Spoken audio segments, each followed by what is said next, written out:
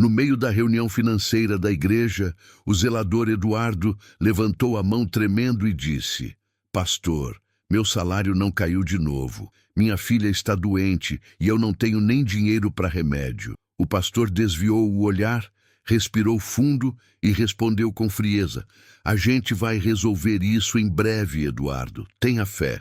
Mas Eduardo não sabia que o pastor já tinha descoberto a verdade. Seu próprio sobrinho, o tesoureiro, estava desviando os salários dos funcionários há meses. E em vez de denunciar, o pastor escolheu protegê-lo. Semanas depois, a situação piorou tanto que Eduardo teve que tomar uma decisão desesperada. O que ele fez mudou tudo para sempre. Comente, isso é proteção familiar ou cumplicidade com o crime? Meu nome é Eduardo, tenho 52 anos e trabalho como zelador na Igreja Monte Sinai há quase 10 anos. Sempre fui um homem simples, humilde, nunca pedi nada além do que era meu por direito. Acordo todo dia às 5 da manhã, varro o salão, limpo os banheiros, cuido do jardim da frente. Faço tudo com o coração. Eu amo aquele lugar. Para mim, cuidar da casa de Deus sempre foi uma forma de servir, de agradecer pelas bênçãos que recebi na vida, mesmo que elas tenham sido poucas. Minha esposa, Célia, trabalha como auxiliar de limpeza em um hospital municipal. Ela sai de casa às 6 da manhã e volta às 7 da noite, exausta. Temos uma filha, a Laura, que tem 12 anos. Ela é tudo para mim, inteligente, estudiosa, sonha em ser médica. Eu olho para ela e penso, essa menina vai ter a vida que eu nunca tive. Eu não terminei os estudos, mas ela vai. Eu prometi isso para mim mesmo. Nosso salário nunca foi muito, mas sempre deu.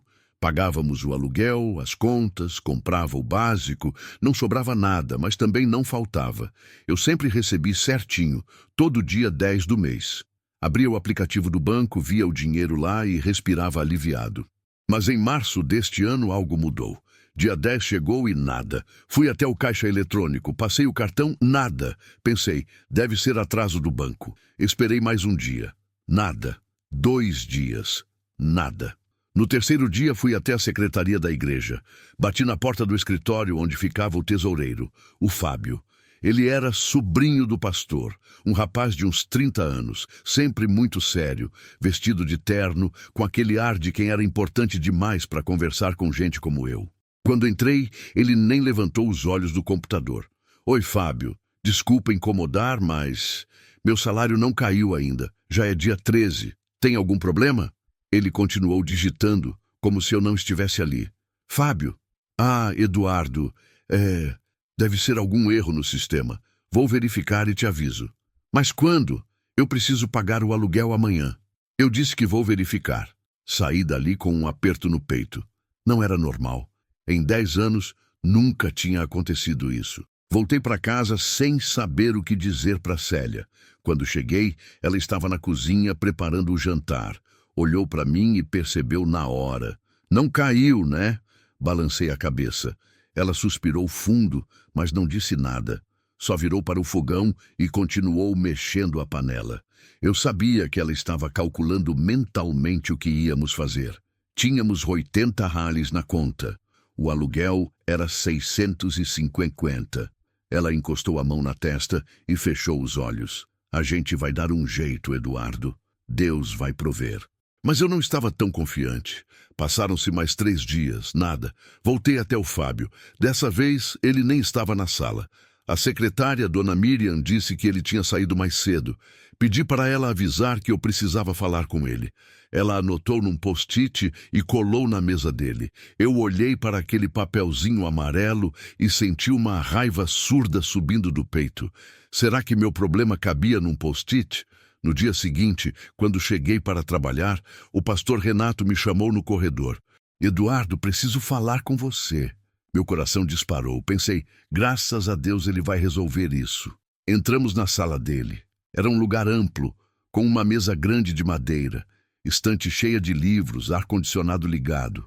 Ele me ofereceu uma cadeira, mas ficou em pé, de braços cruzados. Eduardo, eu sei que seu salário atrasou. O Fábio me avisou. Infelizmente, houve um problema no repasse das contas.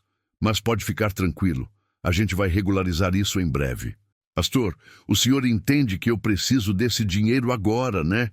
Minha filha está doente, eu tenho conta para pagar. Eu entendo, Eduardo.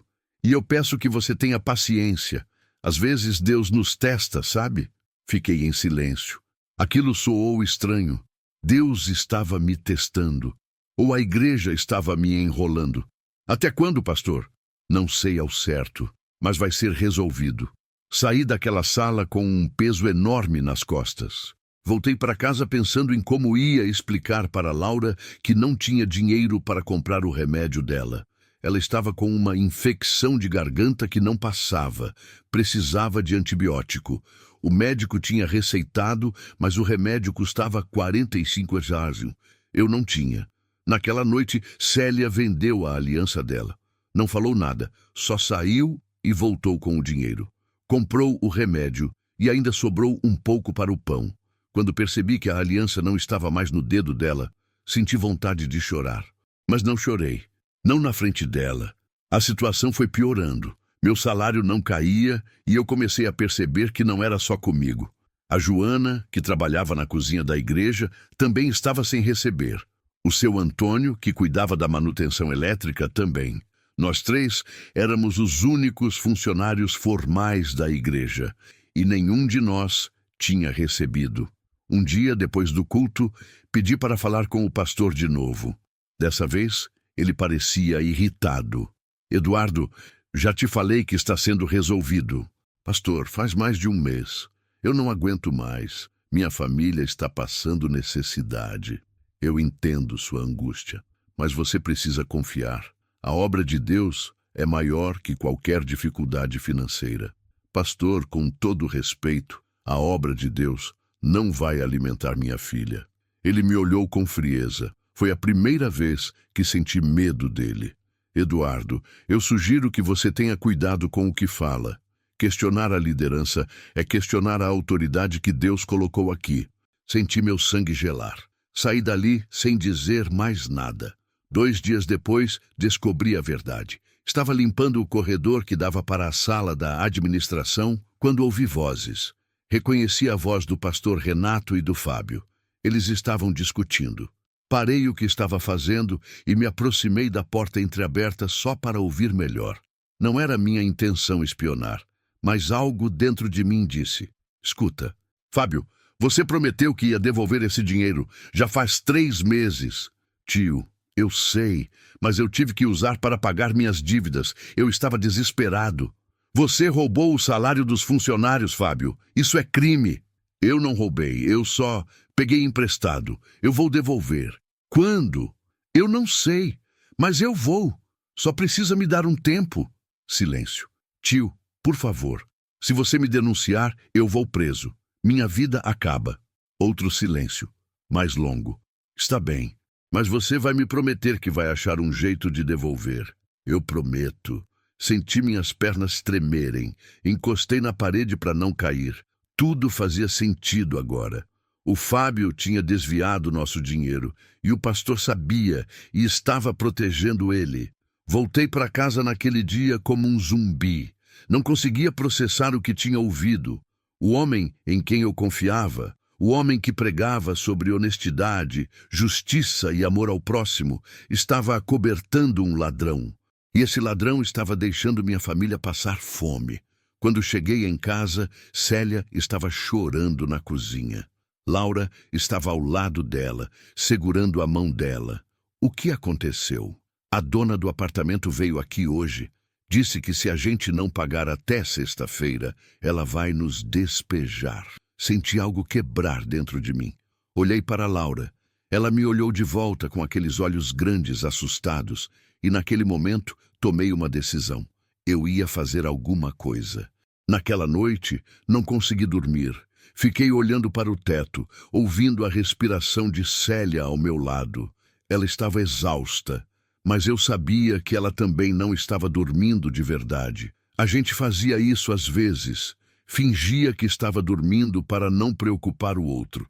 Levantei da cama com cuidado, fui até a cozinha e me sentei na cadeira de plástico que já estava quebrada de um lado. Coloquei as mãos na cabeça e tentei pensar. O que eu podia fazer? Denunciar o pastor? Denunciar o Fábio? Mas quem ia acreditar em mim? Eu era só o zelador. Ninguém ia dar ouvidos para o que eu tinha a dizer. E pior, se eu fizesse isso, provavelmente ia perder meu emprego.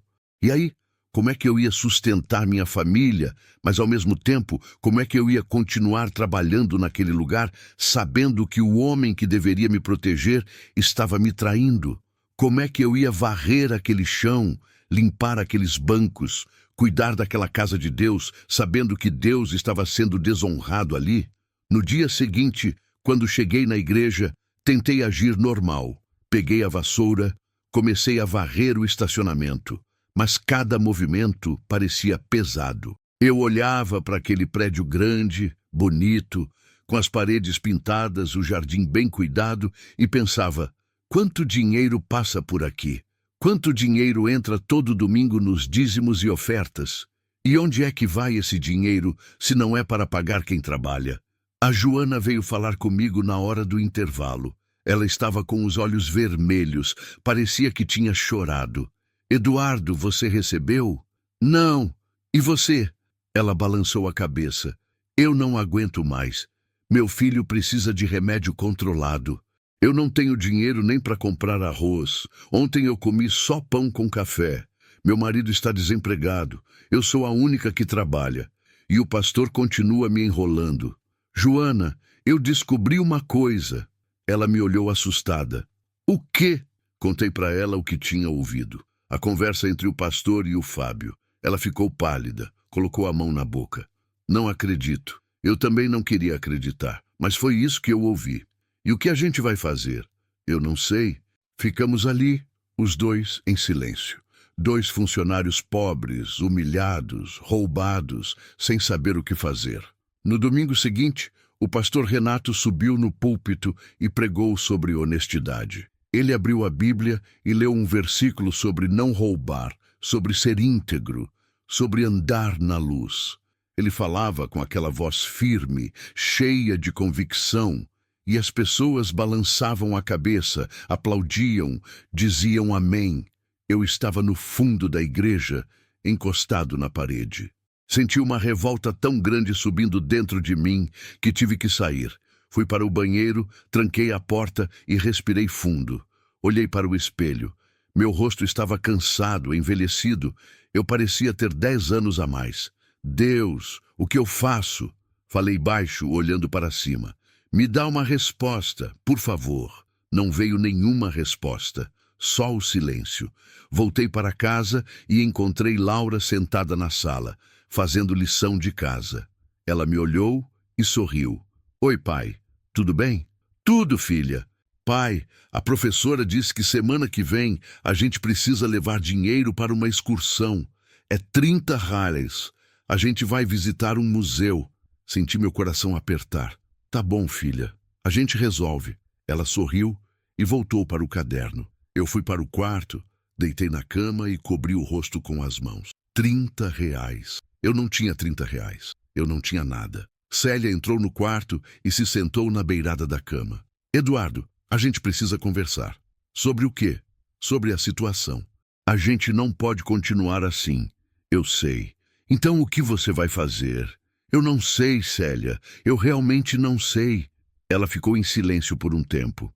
Depois disse: você precisa enfrentar o pastor. Você precisa falar com ele de novo. E dessa vez, você não pode aceitar uma resposta vaga. Você precisa exigir o seu dinheiro.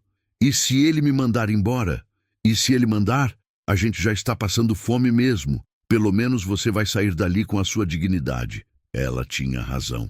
Eu precisava fazer alguma coisa. No dia seguinte, bati na porta do gabinete do pastor. Ele estava ao telefone, mas me fez sinal para entrar. Fiquei de pé, esperando ele terminar a ligação. Quando ele desligou, olhou para mim com impaciência. O que foi, Eduardo? Pastor, eu preciso falar sério com o senhor. Sobre o quê? Sobre o meu salário. Já faz 2 meses. Eu não aguento mais. Minha família está passando necessidade. Eu preciso desse dinheiro agora. Ele suspirou e encostou na cadeira. Eduardo, eu já te expliquei. Estamos passando por uma dificuldade financeira, mas vai ser resolvido. Pastor, eu ouvi a conversa do senhor com o Fábio. Ele congelou, me olhou fixamente. O que você ouviu? Ouvi que ele desviou o nosso salário e que o senhor está encobrindo ele. O silêncio que se seguiu foi pesado. O pastor levantou da cadeira, deu a volta na mesa e ficou de frente para mim. Ele estava sério, mas dava para ver o nervosismo nos olhos dele. Eduardo, você não entendeu o que ouviu. Eu entendi perfeitamente, pastor. O Fábio cometeu um erro, sim, mas ele é jovem, ele estava desesperado, ele vai devolver o dinheiro. E enquanto isso, eu e a Joana e o seu Antônio ficamos sem comer? Eu vou dar um jeito de resolver isso. Como? Eu não sei ainda, mas eu vou resolver. Pastor, com todo respeito, o senhor está protegendo um ladrão e o senhor sabe disso. Ele deu um passo à frente, apontou o dedo para mim. Cuidado com o que você fala, Eduardo. O Fábio é meu sobrinho, ele é da minha família. Eu não vou destruir a vida dele por causa de um erro. E a minha vida? A vida da minha família? Isso não importa? Claro que importa. Mas você precisa entender que isso é mais complicado do que parece. Não é complicado, pastor. É simples, ele roubou, e o Senhor está acobertando. O pastor respirou fundo, tentando se controlar. Eduardo, eu vou te pedir uma coisa. Não fale sobre isso com ninguém. Isso pode destruir a reputação da igreja. Pode afastar os fiéis, pode acabar com tudo que a gente construiu aqui. E o que eu ganho com isso? Eu vou te pagar, vou dar um jeito de juntar o dinheiro e te pagar. Mas você precisa me dar tempo. Quanto tempo? 2 semanas. 2 semanas? Eduardo, por favor. Olhei para ele. Vi desespero nos olhos dele. Mas não era desespero por mim. Era desespero por ele mesmo. Ele estava com medo de ser exposto. Medo de perder a posição dele. Medo de que a verdade viesse à tona. Tá bom, pastor. 2 semanas. Mas se em 2 semanas eu não receber, eu vou denunciar. Para a polícia, para o conselho da igreja, para quem for preciso. Ele assentiu, mas não disse nada. Saí daquela sala com uma mistura de raiva e tristeza. Raiva porque eu tinha dado mais uma chance para ele. Tristeza porque eu sabia no fundo que ele não ia cumprir a promessa. Voltei para casa e contei tudo para Célia. Ela me abraçou e disse, você fez o certo. Agora a gente espera. Mas enquanto esperávamos, as coisas foram ficando cada vez piores. A dona do apartamento voltou. Dessa vez, ela trouxe um papel. Um aviso de despejo. Tínhamos 7 dias para desocupar o imóvel. Célia chorou. Laura chorou. Eu não chorei. Eu não tinha mais lágrimas. Naquela noite, deitado na cama, olhando para o teto, tomei uma decisão. Eu não ia esperar 2 semanas. Eu não ia esperar mais nada. Eu ia agir. Eu ia fazer justiça. Nem que isso custasse tudo. No dia seguinte, acordei com uma determinação que eu não sentia há muito tempo. Não ia mais esperar pelo pastor. Não ia mais aceitar promessas vazias. Eu precisava fazer algo concreto. Mas o quê? Eu não tinha provas além do que tinha ouvido. E quem ia acreditar na minha palavra contra a do pastor? Foi então que me lembrei. A igreja tinha câmeras de segurança. No corredor da administração, na sala do tesoureiro, em vários lugares. E todas as gravações ficavam armazenadas num computador na sala de controle.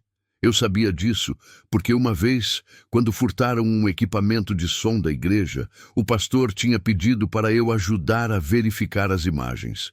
Se eu conseguisse acesso àquelas imagens, talvez conseguisse provar o que estava acontecendo, talvez conseguisse registrar alguma conversa, alguma confissão, alguma coisa que mostrasse que eu estava dizendo a verdade. Mas como? Eu não tinha permissão para entrar naquela sala. Só o pastor e o Fábio tinham a chave. E mesmo que eu conseguisse entrar, eu não sabia mexer naquele sistema. Era tudo computadorizado, com senhas, códigos. Conversei com a Joana na hora do almoço. Contei meu plano. Eduardo, isso é arriscado. Se o pastor descobrir, ele te manda embora na hora. E daí? Eu já estou praticamente demitido mesmo. Faz 2 meses que eu não recebo. Qual a diferença? Ela ficou pensativa. E como você vai entrar na sala? Eu não sei ainda, mas eu vou dar um jeito. Ela suspirou. Eu te apoio, Eduardo. Se você precisar de alguma coisa, me avisa. Naquela tarde, fiquei observando a movimentação da igreja. O pastor saía sempre por volta das 4 horas, ia para casa almoçar. O Fábio ficava mais tempo, mas também saía eventualmente. E quando eles saíam, a secretária, Dona Miriam, ficava sozinha no escritório. Ela era uma senhora de uns 60 anos, simpática, sempre me tratou bem. Pensei, se eu conseguisse distraí-la por alguns minutos, talvez eu conseguisse pegar a chave da sala de controle. Mas onde estava essa chave? Provavelmente numa gaveta, num armário, em algum lugar do escritório do pastor. No dia seguinte, às 4:30 da tarde, o pastor saiu. O Fábio também. Dona Miriam estava sentada na recepção, mexendo no celular. Respirei fundo e fui até ela. Dona Miriam, a senhora pode me ajudar com uma coisa? Claro, Eduardo. O que foi? É que tem uma torneira do banheiro feminino que está vazando. Eu tentei consertar, mas não consegui. A senhora pode dar uma olhada para ver se precisa chamar um encanador? Ela se levantou, pegou a bolsa. Vamos lá. Enquanto ela ia na frente, meu coração disparou. Eu tinha poucos minutos. Entrei no escritório do pastor, olhei em volta. Onde estaria a chave? Abri a primeira gaveta da mesa dele. Nada. Abri a segunda. Canetas, papéis, grampeador. Abri a terceira. E lá estava, um molho de chaves, todas identificadas com etiquetas. Procurei rapidamente e encontrei. Sala de controle. Peguei a chave, fechei a gaveta e saí de lá o mais rápido que pude. Fui até a sala de controle, que ficava num corredor lateral, longe da recepção. Destranquei a porta, entrei e fechei atrás de mim. A sala era pequena, com uma mesa, um computador e vários monitores mostrando as imagens das câmeras espalhadas pela igreja. Meu coração estava batendo tão forte que eu podia ouvir o som dele nos meus ouvidos. Sentei na cadeira, olhei para o computador, tinha uma tela de login. Precisava de senha. Tentei algumas combinações óbvias. 1234, igreja, senha. Nada funcionou. Tentei o nome do pastor, Renato, nada. Tentei a data de fundação da igreja que estava escrita na parede da entrada, 1505-1998. Nada. Comecei a suar frio. Eu não tinha muito tempo. Dona Miriam podia voltar a qualquer momento. Olhei em volta procurando alguma anotação, algum papel com a senha. Nada. Abri a gaveta da mesa, papéis, cabos, pilhas, e então vi um post-it colado embaixo do teclado. Levantei o teclado e lá estava. Monte Sinai 2020. Digitei a senha. O sistema desbloqueou. Respirei aliviado. Agora eu tinha acesso a tudo. Fui direto para a pasta de gravações. Tinha centenas de arquivos, organizados por data e por câmera. Procurei pela data da conversa que eu tinha ouvido entre o pastor e o Fábio. Lembrei que tinha sido numa quarta-feira, há 2 semanas. Encontrei o arquivo. Cliquei. A imagem apareceu. Era a câmera do corredor da administração. Avancei o vídeo até o horário aproximado e então ouvi as vozes deles saindo da sala. Não dava para ver os rostos com clareza, mas dava para ouvir. Fábio, você prometeu que ia devolver esse dinheiro. Tio, eu sei, mas eu tive que usar para pagar minhas dívidas. Você roubou o salário dos funcionários, Fábio. Isso é crime. Pronto. Eu tinha a prova. Gravei aquele trecho num pendrive que eu tinha trazido comigo. Quando terminei, desliguei o computador, saí da sala, tranquei a porta e voltei correndo para devolver a chave na gaveta do pastor. Quando cheguei no escritório, quase bati de frente com Dona Miriam. Eduardo, o que você está fazendo aqui? Congelei. Eu vim ver se o pastor tinha deixado algum recado para mim. Ela me olhou desconfiada. Recado? Que recado? É que ele falou que ia me ligar, mas não ligou. Pensei que tivesse deixado um bilhete. Ela continuou me olhando por mais alguns segundos. Depois disse: "Não tem nenhum bilhete aqui, e você não deveria estar nessa sala sem autorização." "Desculpa, dona Miriam. Não vai acontecer de novo." Saí dali tremendo, mas eu tinha conseguido. Eu tinha a prova. Quando cheguei em casa, mostrei o pendrive para Célia. Ela colocou no notebook dela e assistiu ao vídeo. Quando terminou, olhou para mim com os olhos arregalados. "Eduardo, isso é a prova que você precisava." "Eu sei. E agora, o que você vai fazer?" "Eu vou levar isso para o conselho da igreja. Eles precisam saber o que está acontecendo." No domingo seguinte, depois do culto, pedi para falar com os membros do conselho. Eram 5 pessoas, 3 homens e 2 mulheres, todos membros antigos da igreja, respeitados pela comunidade. Eles me receberam numa sala reservada. "Eduardo, o que você precisa?" Respirei fundo. "Eu preciso mostrar uma coisa para vocês." Coloquei o pendrive no notebook que estava na mesa e reproduzi o vídeo. Todos ficaram em silêncio, ouvindo a conversa entre o pastor e o Fábio. Quando terminou, o clima na sala estava pesado. Um dos membros do conselho, o seu José, um senhor de uns 70 anos, olhou para mim. "Eduardo, onde você conseguiu isso?" "Das câmeras de segurança da igreja." "E o pastor sabe que você tem isso?" "Não." Eles se entreolharam. Ninguém disse nada por um tempo. Então uma das mulheres, a irmã Luciana, falou: "Eduardo, isso é muito sério. Se o que está nesse vídeo for verdade, o pastor cometeu um erro gravíssimo." "Não é erro, irmã. É crime. Ele está acobertando um roubo." Seu José levantou a mão. "Calma, Eduardo. Vamos com calma. A gente precisa investigar isso direito antes de tomar qualquer decisão." "Investigar o quê? Está tudo aí no vídeo." "Eu entendo que você está revoltado, mas a gente não pode simplesmente acusar o pastor sem ter certeza absoluta do que está acontecendo." "Certeza absoluta? Vocês acabaram de ouvir ele admitindo que o sobrinho dele roubou nosso salário." Outro membro do conselho, o diácono Paulo, disse: "Eduardo, o pastor Renato é um homem de Deus. Ele lidera essa igreja há mais de 15 anos. A gente precisa dar a ele o benefício da dúvida." Senti meu sangue ferver. Benefício da dúvida. Enquanto isso, eu e minha família estamos passando fome. A Joana está passando fome. O seu Antônio está passando fome. E vocês querem dar benefício da dúvida? Irmã Luciana tentou me acalmar. "Eduardo, eu entendo sua dor. E eu prometo que a gente vai resolver isso. Mas você precisa nos dar tempo." "Quanto tempo?" "Uma semana." "Uma semana? Eu não tenho uma semana. Eu fui despejado do meu apartamento. Eu estou morando na casa da minha sogra com minha esposa e minha filha num quarto minúsculo. Eu não tenho tempo." Seu José se levantou. "Eduardo, infelizmente esse é o tempo que a gente tem. A gente vai convocar uma reunião extraordinária com o pastor e o Fábio e vai confrontá-los com essa gravação. Mas até lá, eu peço que você não fale sobre isso com ninguém. Entendido?" Olhei para ele.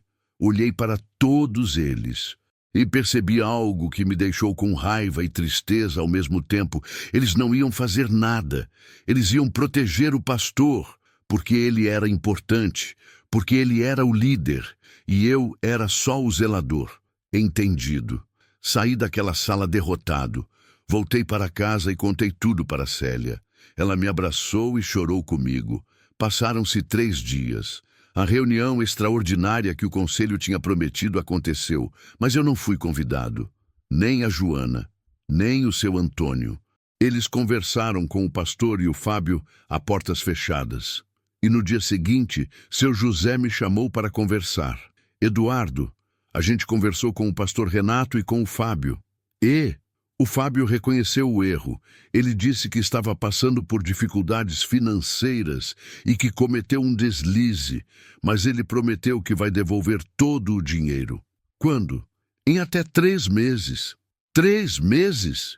"Eduardo, ele não tem todo o dinheiro agora, mas ele vai parcelar. A igreja vai ajudar ele também." Senti a raiva subir pela garganta. "E o pastor? Ele vai ser punido por encobrir isso?" Seu José desviou o olhar. O pastor agiu de forma equivocada, sim, mas ele estava tentando proteger a família dele, e a gente entende isso. Ele vai receber uma advertência interna do conselho. Uma advertência? Só isso? Eduardo, a gente precisa pensar no bem da igreja. Se isso vazar para fora, a reputação da igreja vai ser destruída. Os fiéis vão sair, as ofertas vão cair, a gente vai perder tudo. E eu? E a Joana? E o seu Antônio? A gente perde o quê? Vocês vão receber, o Fábio prometeu. Ah, ele prometeu? E eu tenho que confiar na palavra de um ladrão? Eduardo, eu sei que é difícil, mas é a melhor solução que a gente conseguiu. Saí daquela conversa mais revoltado do que nunca. Não era justiça, era proteção institucional. Eles estavam mais preocupados com a imagem da igreja do que com as pessoas que trabalhavam nela. No domingo seguinte, durante o culto, o pastor Renato subiu no púlpito. Ele parecia cansado, mas mantinha o tom firme de sempre. Irmãos, eu quero compartilhar algo com vocês hoje. Recentemente, nossa igreja passou por um momento de prova. Alguns de nossos funcionários ficaram sem receber seus salários devido a um problema administrativo. E isso me entristeceu profundamente. Mas eu quero que vocês saibam que estamos resolvendo a situação. E eu peço que vocês orem por nós, para que possamos superar esse desafio juntos. Ele não mencionou o nome do Fábio. Não mencionou o desvio de dinheiro. Não mencionou nada sobre o que realmente tinha acontecido. Só falou em problema administrativo. Como se fosse um erro de sistema, uma falha técnica, não um roubo. Olhei em volta, as pessoas acreditavam nele. Elas balançavam a cabeça, diziam amém, levantavam as mãos. Ninguém questionava, ninguém perguntava, porque ele era o pastor. E o pastor sempre tem razão. Quando o culto terminou, fui até a cozinha da igreja, onde a Joana estava lavando as louças do café da manhã que tinham servido antes do culto. Ela me olhou com os olhos vermelhos. Eduardo, eu não aguento mais. Meu filho está sem os remédios dele há uma semana. Ele tem crises de ansiedade e precisa do medicamento. Eu não tenho dinheiro para comprar. E o pastor continua falando como se tudo estivesse bem. Eu sei, Joana, eu sei. Você acha que eles vão pagar mesmo? Não. Ela começou a chorar. Larguei a louça, apoiou as mãos na pia e soluçou. Eu me sinto tão humilhada, Eduardo. Eu trabalho aqui há 8 anos. Eu sempre fiz tudo o que me pediram. Eu limpo, eu cozinho, eu sirvo, e agora eles me tratam como se eu não fosse nada. Coloquei a mão no ombro dela. Você não é nada, Joana. Você é importante e você merece respeito. Mas eles não me respeitam. Eu sei, mas a gente não vai desistir.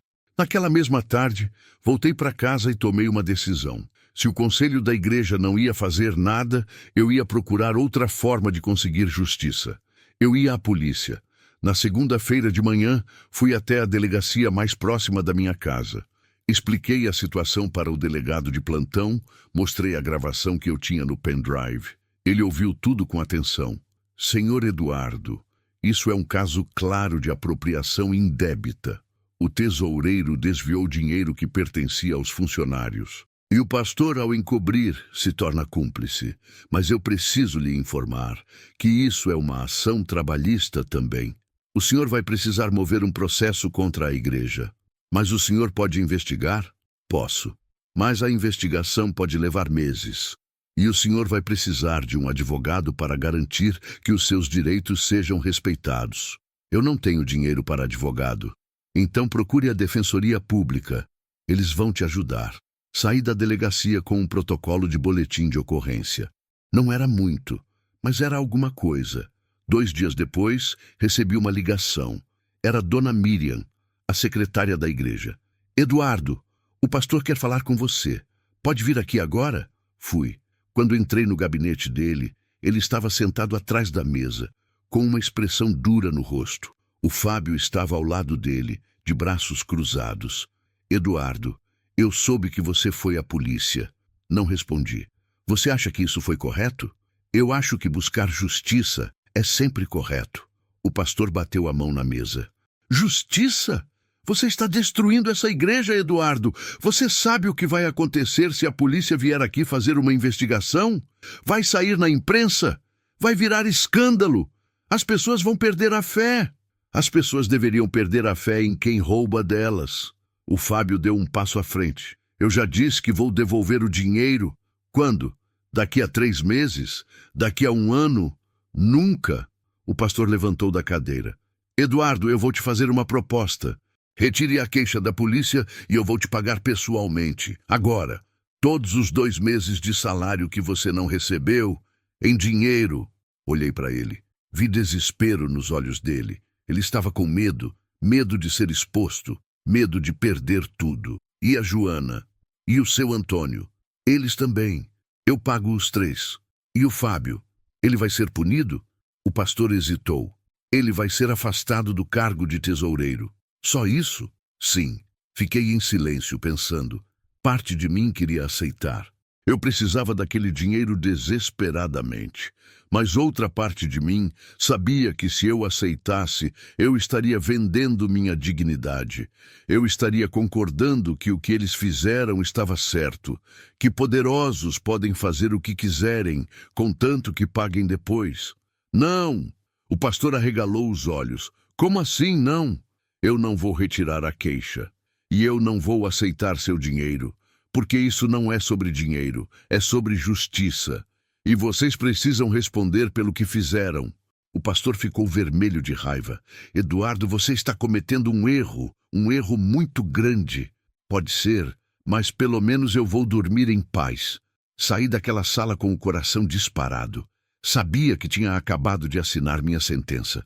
Eles não iam me perdoar por isso. E eu estava certo. No dia seguinte, quando cheguei para trabalhar, Dona Miriam me entregou um envelope. Eduardo, sinto muito. Abri o envelope. Era uma carta de demissão. Motivo: justa causa por quebra de confiança e deslealdade à instituição. Senti minhas pernas tremerem. Eles tinham me demitido. Depois de 10 anos de trabalho, depois de tudo que eu tinha feito por aquela igreja, eles simplesmente me descartaram. Voltei para casa em choque. Quando contei para Célia, ela me abraçou e chorou comigo.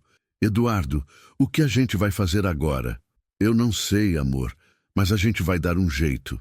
Naquela noite, Laura veio até mim e perguntou: pai, por que você está triste? Olhei para ela e forcei um sorriso. Não estou triste, filha. Só cansado. Pai, a professora disse que a gente precisa levar o dinheiro da excursão amanhã. Você conseguiu? Senti meu coração partir. Não, filha, eu não consegui. Ela abaixou a cabeça. Tudo bem, pai. Eu não preciso ir mesmo.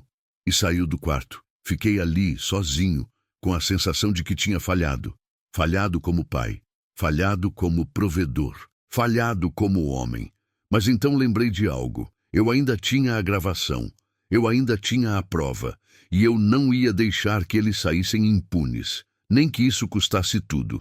Passei os dias seguintes em casa, desempregado, humilhado, sem saber o que fazer. Célia continuava trabalhando no hospital, mas o salário dela sozinho mal dava para pagar as despesas básicas. A gente estava morando num quarto minúsculo na casa da mãe dela, dividindo banheiro com mais 3 pessoas. Laura dormia num colchonete no chão. Toda noite eu olhava para aquilo e sentia uma vergonha tão grande que não conseguia dormir. A investigação da polícia estava andando devagar. O delegado tinha me ligado dizendo que precisavam de mais documentos, mais comprovações, mais tempo, sempre mais tempo. Enquanto isso, o pastor Renato e o Fábio continuavam livres, tocando a igreja como se nada tivesse acontecido. Um dia, recebi uma mensagem no celular.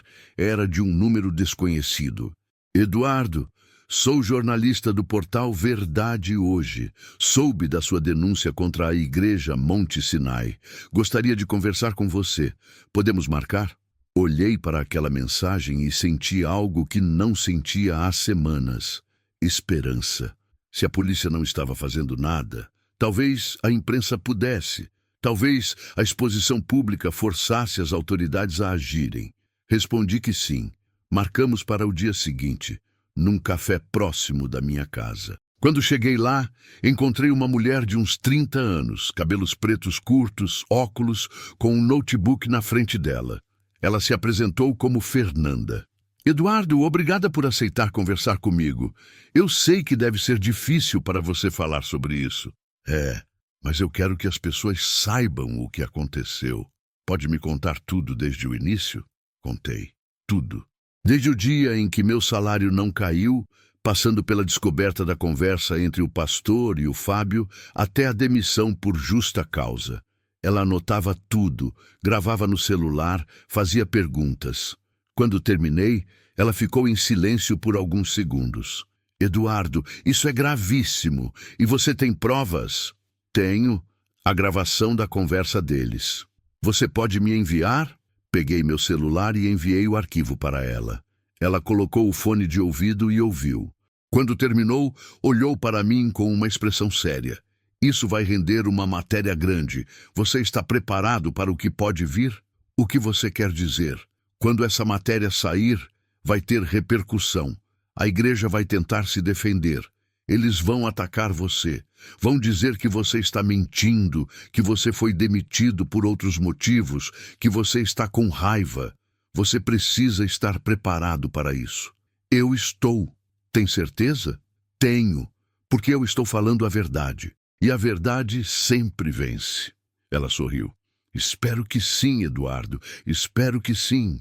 3 dias depois, a matéria foi publicada. O título era Pastor de Igreja Evangélica acoberta roubo de salários de funcionários pelo sobrinho. A matéria tinha tudo. A minha entrevista, a gravação, depoimentos da Joana e do seu Antônio, fotos da igreja. Era completo, detalhado, devastador. Em poucas horas, a matéria viralizou. Milhares de compartilhamentos, comentários, indignação. As pessoas estavam furiosas. Absurdo!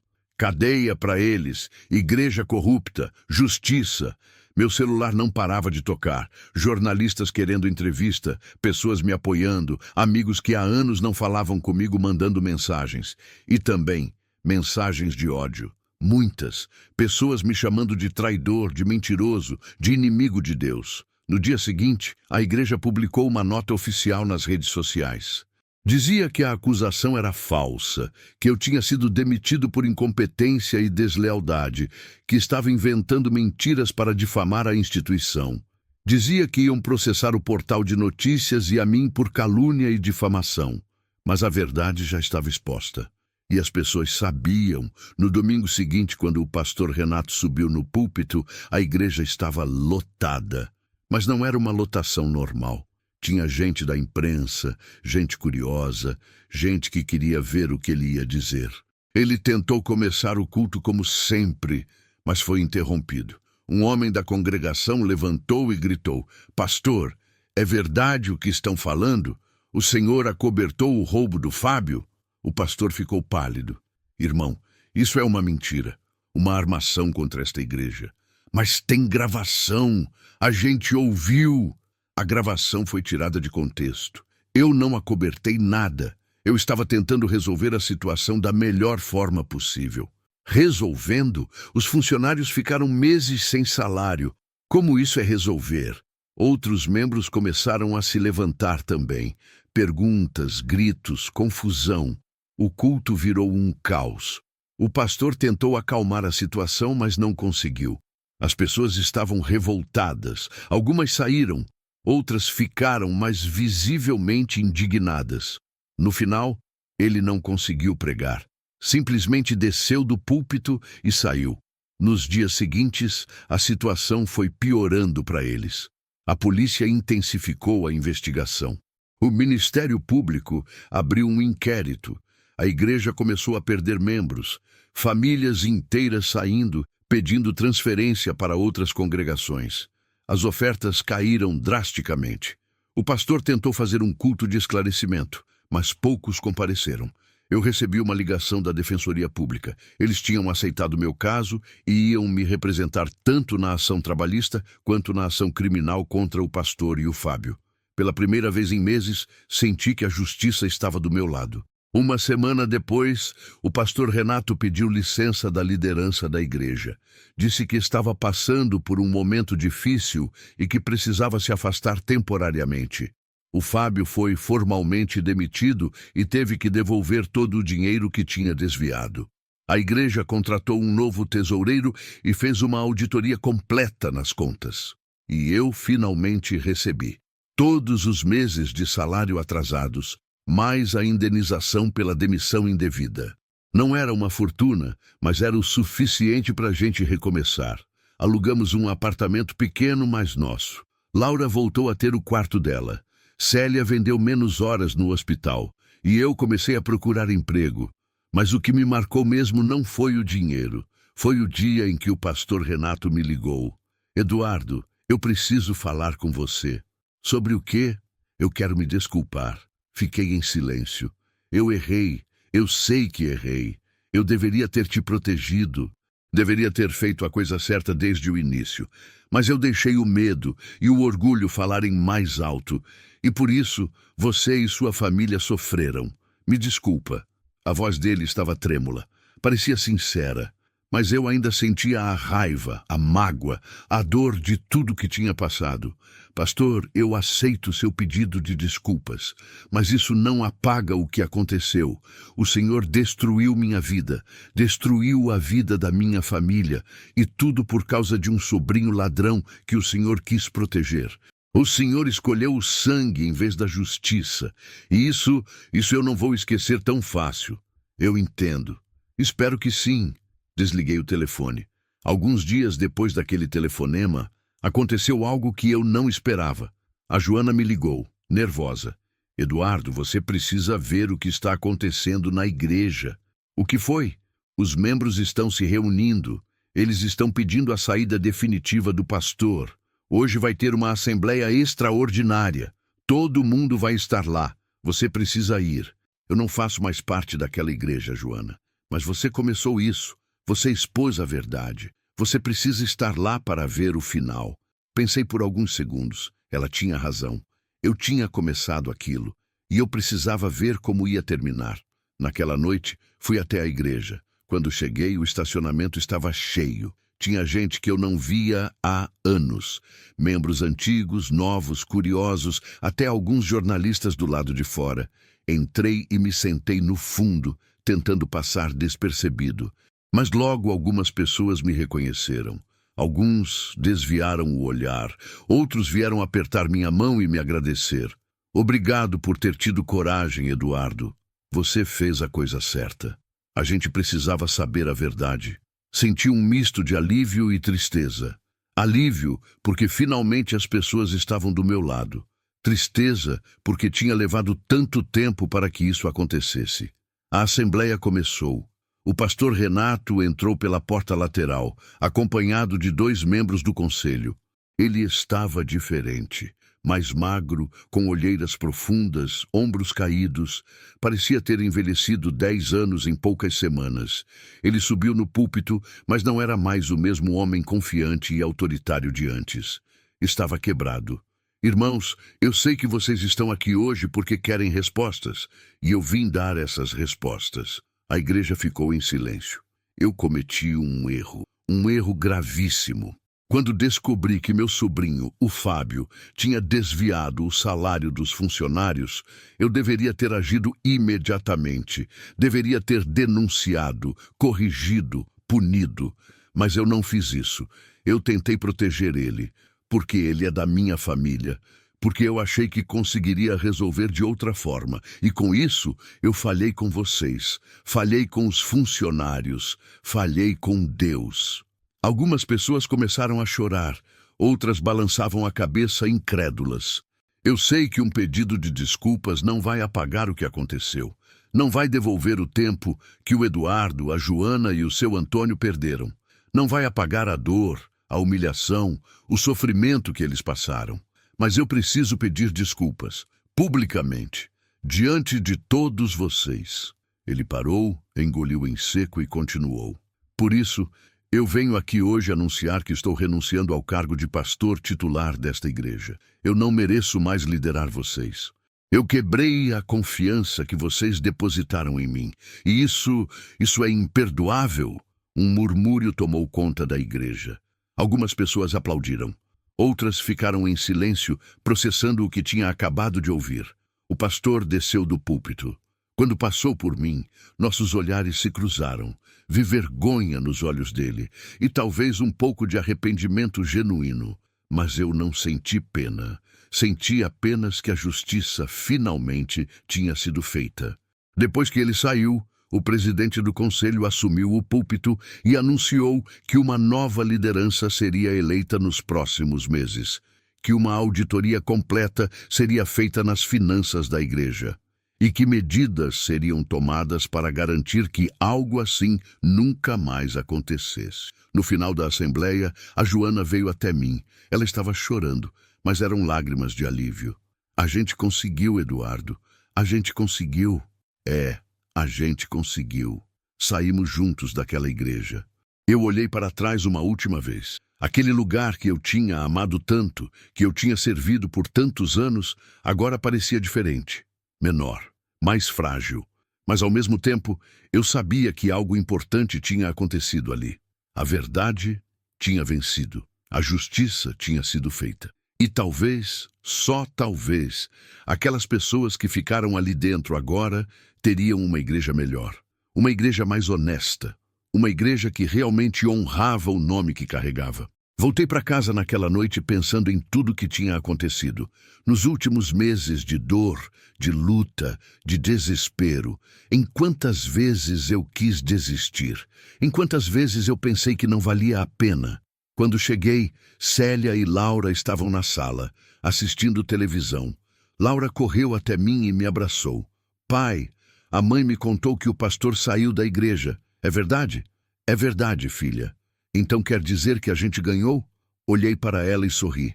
Quer dizer que a justiça ganhou. Célia veio até mim e me abraçou também.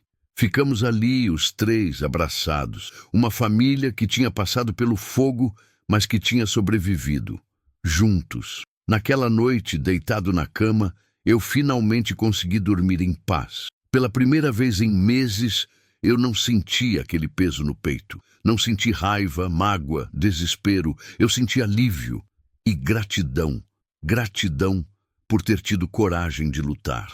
Coragem de não desistir.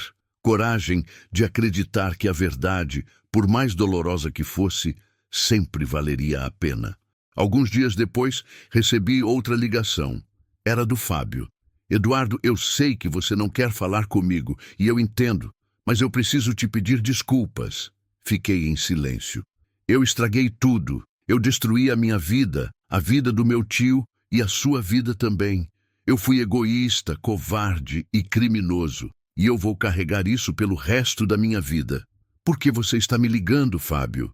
Porque eu preciso que você saiba que eu estou arrependido. De verdade. Eu devolvi todo o dinheiro que peguei. Eu estou respondendo criminalmente. E eu aceito todas as consequências do que eu fiz. Mas eu precisava te dizer isso. Eu sinto muito. Respirei fundo. Fábio, eu não sei se eu consigo te perdoar agora. Talvez um dia, mas não agora. O que você fez comigo e com a minha família foi cruel. Você nos fez passar fome. Nos fez perder nossa dignidade. E tudo por quê? Por causa de dívidas? Por causa de dinheiro? Eu sei. E eu não tenho desculpa. Não, você não tem. Mas eu espero que você aprenda com isso. Que você se torne uma pessoa melhor. Porque senão, todo esse sofrimento não vai ter servido para nada. Eu vou tentar, eu prometo. Desliguei o telefone. Semanas se passaram. Eu consegui um novo emprego como zelador de um prédio comercial. Não era a mesma coisa que trabalhar na igreja, mas pagava bem e me tratavam com respeito. Laura voltou a sorrir. Célia voltou a dormir tranquila. E eu voltei a ter esperança. Um domingo acordei e pensei em ir a alguma igreja. Não a Monte Sinai, mas outra. Célia me olhou surpresa. Você tem certeza? Tenho. Eu não vou deixar que o que aconteceu destrua minha fé. A igreja falhou comigo. As pessoas falharam comigo, mas Deus não. Fomos a uma pequena congregação perto de casa. Era simples, humilde, sem pompa. O pastor era um homem idoso, de fala mansa, que pregava com sinceridade. Ninguém me conhecia ali, ninguém sabia da minha história, e isso era libertador. Quando o culto terminou, o pastor veio falar comigo. Primeira vez aqui? Sim, seja bem-vindo. Como é seu nome? Eduardo. Eduardo, se precisar de alguma coisa, estamos aqui. Esta casa é sua. Sorri. E pela primeira vez em muito tempo, senti que aquilo era verdade. 6 meses se passaram desde o dia em que o pastor Renato renunciou publicamente ao cargo. A igreja Monte Sinai nunca mais foi a mesma. Parte da congregação saiu, desiludida com o que tinha acontecido. Outros ficaram determinados a reconstruir aquela instituição do zero. Um novo pastor foi eleito, mais jovem, com ideias de transparência e prestação de contas. Ele implementou uma auditoria mensal aberta aos membros, onde cada centavo da igreja era contabilizado e divulgado. Nunca mais o dinheiro seria um mistério naquele lugar. Eduardo, por sua vez, reconstruiu sua vida longe daquela igreja. O emprego no prédio comercial estava indo bem. Ele recebia em dia, era respeitado pelos colegas e pela administração. Não era um trabalho glorioso, mas era honesto. E para ele, depois de tudo que tinha passado, honestidade valia mais do que qualquer cargo pomposo. Célia também encontrou um novo emprego, como auxiliar administrativa numa clínica particular. O salário era melhor, o horário mais flexível. Ela conseguiu reduzir a carga no hospital e passou a ter mais tempo em casa. Laura, aos poucos, voltou a sorrir. Ela tinha tirado notas excelentes na escola e continuava sonhando em ser médica. Eduardo guardava cada centavo que podia para um dia conseguir pagar a faculdade dela. A Joana também reconstruiu sua vida. Ela conseguiu um emprego numa escola pública, como merendeira. O salário era fixo, os direitos garantidos. Seu filho voltou a fazer o tratamento psicológico adequado e estava melhorando. Ela e Eduardo se encontravam de vez em quando para tomar um café e conversar sobre tudo o que tinham passado. Sempre terminavam esses encontros com a mesma frase: a gente sobreviveu. O seu Antônio, o mais velho dos 3 funcionários prejudicados, decidiu se aposentar. Ele tinha idade e tempo de contribuição suficientes. Com o dinheiro da indenização trabalhista que recebeu da igreja, comprou uma pequena casa na periferia da cidade e passou a viver tranquilo, cuidando de netos e cultivando um jardim. Quando Eduardo foi visitá-lo, ele disse: "Eu só queria ter paz nos meus últimos anos, e agora eu tenho." Quanto ao pastor Renato, ele nunca mais voltou a liderar uma igreja. Depois da renúncia, ele e a esposa se mudaram para outra cidade, tentando recomeçar longe do escândalo. Alguns dizem que ele abriu um pequeno comércio. Outros dizem que ele dá aulas particulares de teologia. Ninguém sabe ao certo. O que se sabe é que ele carrega o peso do que fez, e que esse peso nunca vai embora completamente. O Fábio foi condenado criminalmente por apropriação indébita. Pegou uma pena de 2 anos em regime aberto, mais a obrigação de devolver todo o dinheiro desviado com juros e correção. Ele também nunca mais conseguiu emprego na área administrativa. Seu nome estava manchado. Toda vez que alguém pesquisava sobre ele na internet, o escândalo aparecia. Ele aprendeu da pior forma possível que as escolhas têm consequências e que essas consequências duram para sempre. Eduardo, certa vez, cruzou com ele na rua. Foi um encontro inesperado, desconfortável. Fábio abaixou a cabeça e tentou desviar, mas Eduardo o chamou. "Fábio." Ele parou, virou-se lentamente. "Eduardo, não precisa falar nada. Eu só quero que você saiba uma coisa. Eu te perdoei." Fábio arregalou os olhos. "Você me perdoou?" "Sim, não porque você merece, mas porque eu não quero mais carregar ódio dentro de mim. Eu passei meses sentindo raiva, revolta, mágoa, e isso estava me destruindo por dentro. Então eu decidi perdoar, não por você, por mim." Fábio começou a chorar. "Eu não mereço isso." "Não, você não merece. Mas eu não faço isso por merecimento. Eu faço porque eu preciso seguir em frente. E para seguir em frente, eu preciso perdoar. Eduardo se virou e foi embora. Não olhou para trás. Não precisava. Aquele capítulo da sua vida estava encerrado. Meses depois, Eduardo recebeu um convite inesperado. Era do novo pastor da igreja Monte Sinai. Ele estava organizando um culto especial de reconciliação e queria que Eduardo participasse. Queria que ele contasse sua história publicamente, para que os membros entendessem a importância da justiça, da transparência e da honestidade dentro da igreja. Eduardo hesitou. Não tinha certeza se queria voltar àquele lugar. Tantas memórias ruins, tanta dor. Mas Célia o incentivou. Vai, Eduardo, as pessoas precisam ouvir sua história, precisam aprender com o que aconteceu. Ele foi. Quando entrou naquela igreja novamente, sentiu um aperto no peito. Tudo estava igual.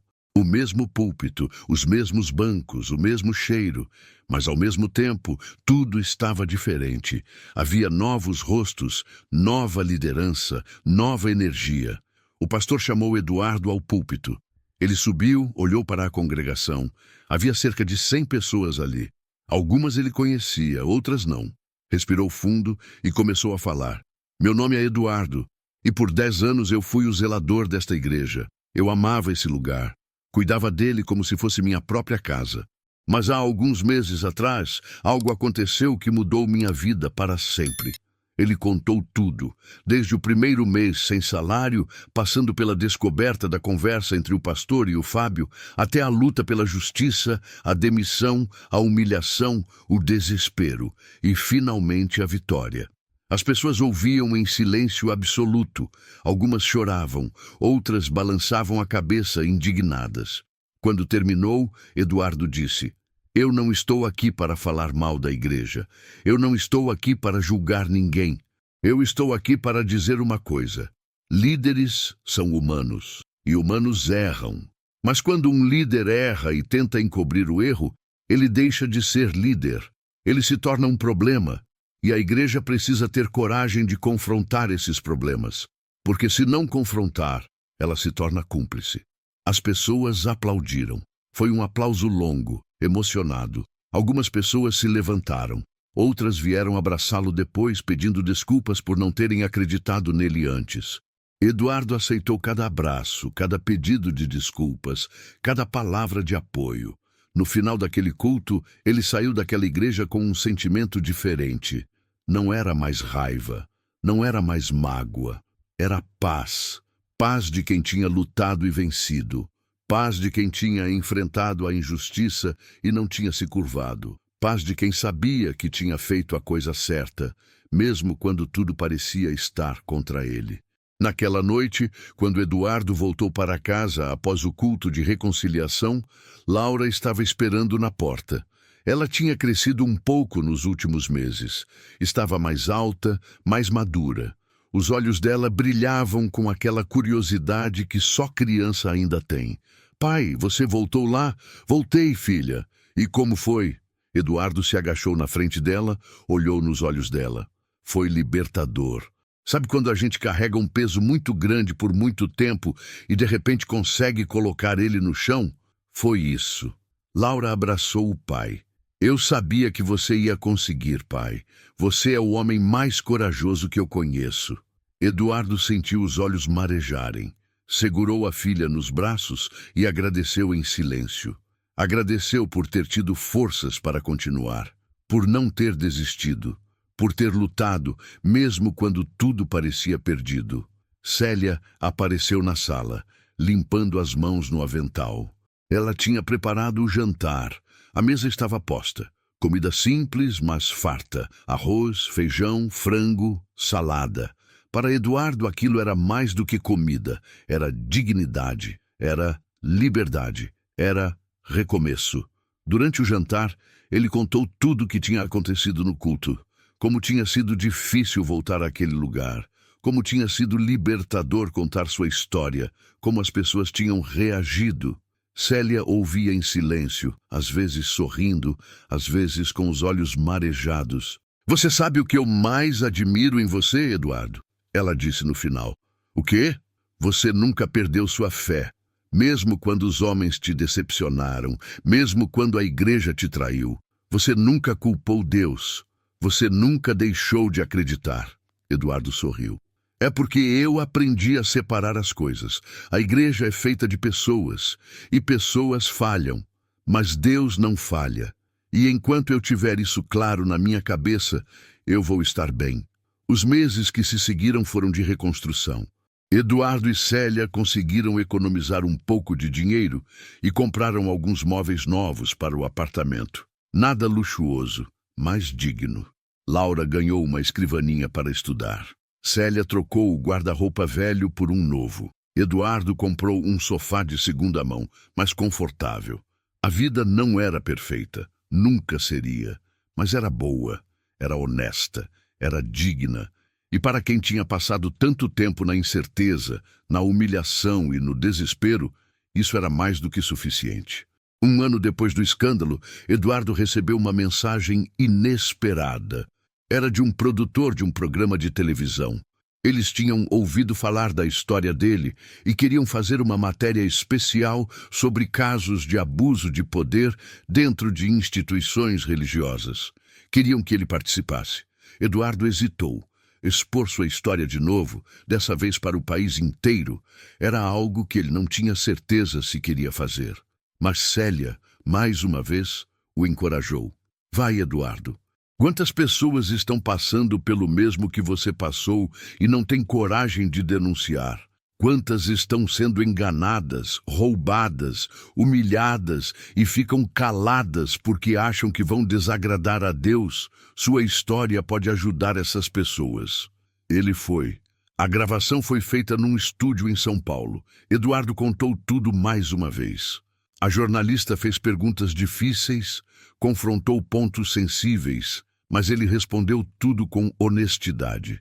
No final, ela perguntou: Eduardo, se você pudesse dar um conselho para alguém que está passando pelo que você passou, o que você diria? Ele pensou por alguns segundos e respondeu: eu diria, não tenha medo de lutar pela verdade. Não importa quão poderosa seja a pessoa que está te fazendo mal. Não importa quantos amigos ela tenha. Não importa quantas pessoas vão duvidar de você. A verdade sempre vence. Pode demorar, pode doer, pode custar caro, mas no final, a verdade sempre vence. E quando ela vencer, você vai dormir em paz. E paz é algo que dinheiro nenhum compra. A matéria foi ao ar 3 semanas depois. Teve grande repercussão.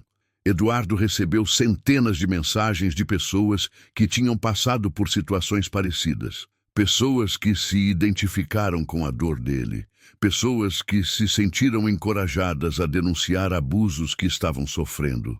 Uma dessas mensagens veio de uma mulher chamada Patrícia.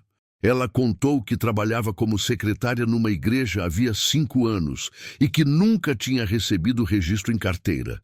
Não tinha direitos trabalhistas, não tinha férias, não tinha nada.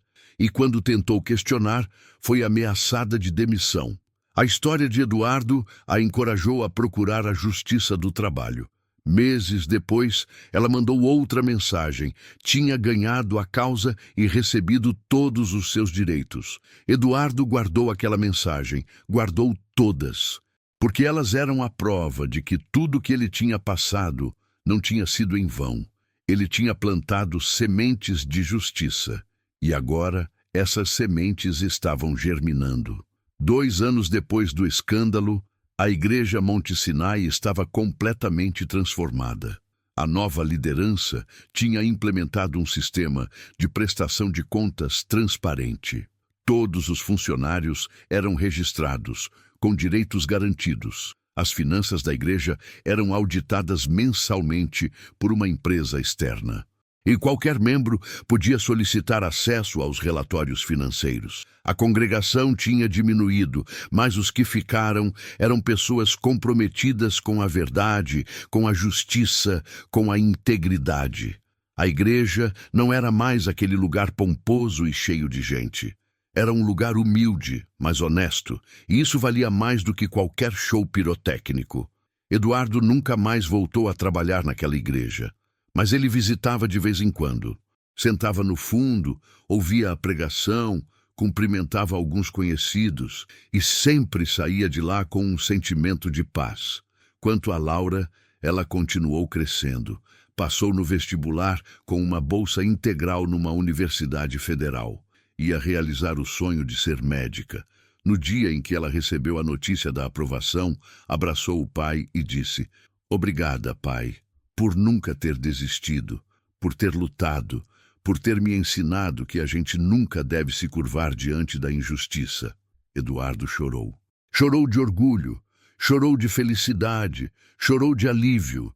Tudo que ele tinha passado, tudo que ele tinha lutado, tudo que ele tinha sofrido, tinha valido a pena, porque sua filha estava ali, firme, forte, determinada, pronta para conquistar o mundo. E ele tinha sido parte disso. A história de Eduardo não é só sobre um homem que foi roubado e traído, é sobre coragem, é sobre integridade, é sobre justiça. É sobre a importância de não se calar diante do abuso, mesmo quando todos ao redor tentam silenciar a verdade. É sobre a diferença entre fé e obediência cega. Fé é confiar em Deus. Obediência cega é se submeter a homens falhos que usam o nome de Deus para justificar suas falhas. Eduardo aprendeu isso da forma mais difícil, mas aprendeu. E ensinou isso para sua filha, para sua esposa, para todos que ouviram sua história. Hoje, Eduardo continua trabalhando como zelador. Continua sendo um homem simples, mas é um homem livre, livre da culpa de ter se calado, livre do peso de ter se curvado, livre da vergonha de ter aceitado a injustiça. E quando ele olha no espelho, ele vê um homem que fez a coisa certa, um homem que lutou, um homem que venceu. E isso, para ele, é mais valioso do que qualquer cargo, qualquer título, qualquer reconhecimento. Porque, no final das contas, o que importa não é o quanto a gente tem. É o quanto a gente se mantém íntegro diante das tempestades da vida. E Eduardo se manteve íntegro. E você, se estivesse no lugar dele, teria tido a mesma coragem? Teria enfrentado o pastor? Teria denunciado, mesmo sabendo que poderia perder tudo? Ou teria se calado, aceitado o silêncio e deixado a injustiça vencer? Comente: justiça ou proteção familiar? O pastor fez certo em tentar proteger o sobrinho? Ou Eduardo estava certo em expor tudo? Quero saber sua opinião. E se você conhece alguém que já passou por algo parecido, compartilhe essa história.